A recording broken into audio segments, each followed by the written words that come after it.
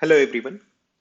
Today we are going to talk about using reference variables as parameters, part of programming in C++ course. Reference variables can be used as parameters in a function to pass data by reference. When a reference variable is used as a parameter, the function can modify the original data that is passed to the function instead of a copy of the data. This can improve performance and memory usage, as it avoids the need to create a copy of the data.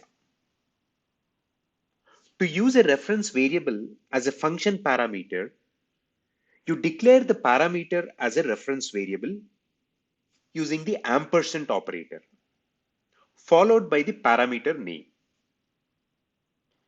Here is an example of using a reference variable as a parameter in C++. In this code, the swap function takes two int reference arguments, x and y. The function swaps the values of x and y by using a temporary variable temp. When the function is called with a and b as arguments, the reference variable x and y are bound to a and b respectively.